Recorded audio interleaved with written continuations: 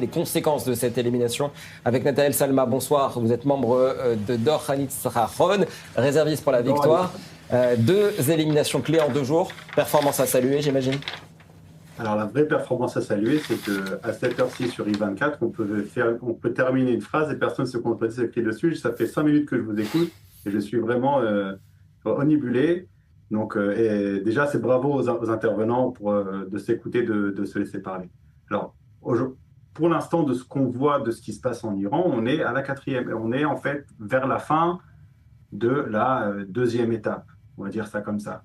La première étape de l'attaque d'Israël, c'était d'éliminer toutes les défenses aériennes de l'Iran. La deuxième, c'est de commencer à toucher aux chefs, aux Bechirim, comme on dit, c'est-à-dire aux chefs, aux présidents, aux personnalités importantes du régime.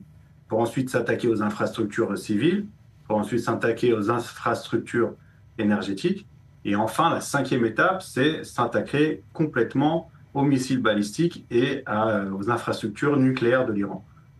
Je pense que si on prend une perspective, et si je vous avais dit il y a 5 ans, il y a 10 ans, regardez ces informations qui vont tourner à la télévision ce soir, personne ne nous aurait cru.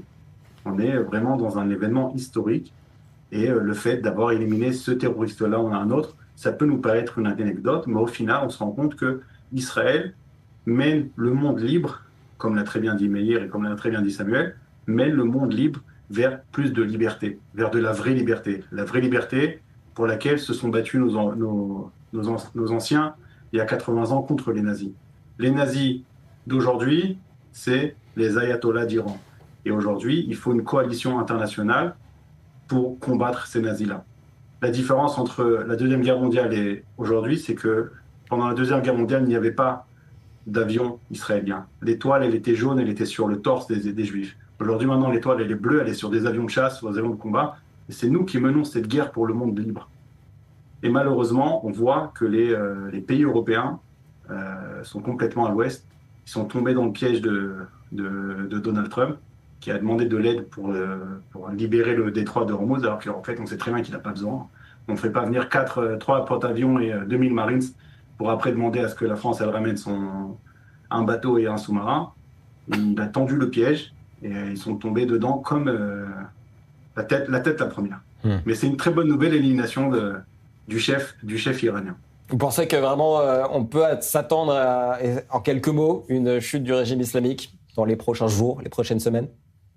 Vous savez, un régime qui prend des coups comme ça, aussi fort, aussi rapidement, si on lui coupe son entrée d'argent, c'est-à-dire qu'il ne peut plus vendre de pétrole à la Chine, si on met en place vraiment une possibilité au peuple iranien de sortir dans la rue et de ne pas se faire éliminer en quelques secondes, alors moi, je ne connais pas un régime qui peut durer autant.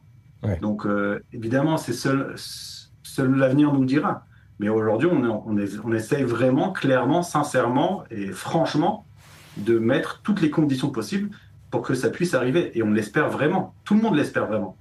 Même les Américains, enfin, même les Européens les espèrent. Parce qu'au final, les missiles balistiques iraniens, ils vont arriver au sud de l'Europe. C'est une plaie, c'est un cancer pour le monde entier, ce régime-là d'ayatollah. Il faut s'en débarrasser le plus vite possible. Merci beaucoup Nathanaël Salma d'avoir été avec nous, membre de réserviste pour la victoire, je vais le dire en français, ce sera plus facile. Merci d'avoir été avec nous ce soir. Et juste un petit dernier mot ici, si vous avez le temps. Allez-y. On est en ce moment au Liban aussi, on est en train d'avancer dans le Liban, et c'est important de faire payer le prix à l'État libanais. Voilà. Vous avez reçu chez vous pendant des années cette organisation terroriste du Hezbollah, vous leur avez permis d'avoir des banques, vous leur avez permis de rentrer dans votre parlement. Quand on a un invité aussi dérangeant dans son salon, à un moment, il ne faut pas s'étonner si on a quelques dégâts sur les murs. Et c'est aussi une escalade que Israël fait envers le Liban. Et c'est quelque chose qu'il faut comprendre. Voilà. Si vous avez mis autant d'attention pour le Hezbollah, maintenant que vous êtes incapable de le démanteler, ce sera Israël de le faire. Et j'appelle vraiment Israël à garder le territoire jusqu'au sud du Litanie, tant que le Hezbollah ne sera pas détruit complètement.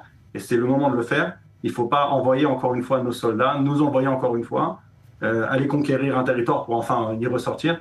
Il faut qu'Israël reste jusqu'au sud, dans le sud du Litanie, jusqu'au jour où le Hezbollah disparaît complètement de la terre.